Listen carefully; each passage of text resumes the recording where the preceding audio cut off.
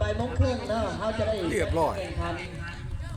ฉะนั้นให้แต่ละทีมที่ว่าได้เข้ารอบแล้วให้ปฏิบัติเวลาทำกันนะ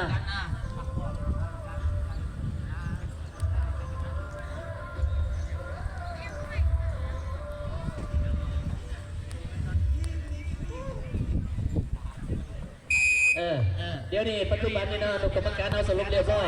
โอ้เข้าโอ้พร้อม ยัง เล คู่ ย สุดท้ายระหว่างสตาร์บอยกับกาก้าหลังจากแล้วคู่นี้เขาจะได้หูคนการแข่งขันแต่ละสาย ตาบอยกับกาก้า อันนี้คือหนึ่งสำหรับกลุ่ม A ที่หนึ่งนี่น้องไมมินที่สองมสพินหนึ่งกลุ่ม B ที่หนึ่งในสตาร์บอยหนึ่งที่สองเงินผักแก้วตาหนึ่งกลุ่ม B บอยโมบายที่หนึ่งที่สองพาวเวอร์อัพโกสาย E 3 ที่หนึ่งที่สองนี่ปกสเมืองสาย F เก็บกู้ระเบิดที่หนึ่งสายที่สองในอนุบาลสุขสวัสดิ์สาย G ที่หนึ่งในสล็อต โอ้ ที่สอง เรียบ ใน ร้ ป อย กส2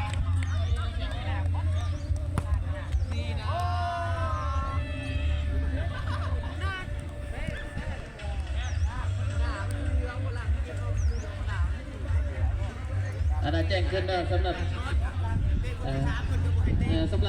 บางทีมเราที่คัดกรองหรือว่าก็เข้าใจนะสำหรับคะแนนนะถ้าว่าเสมอกันแล้วอนุกรรมการเราจะได้ไล่ลูกได้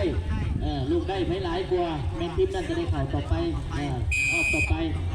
ถ้าว่าคะแนนเอาลูกได้สำคัญเขาจะเป็น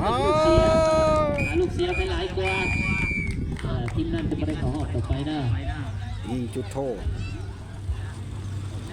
ดูเดินบ้าน การแข่งขันทีมไดสนาเนาะทีมไดสนา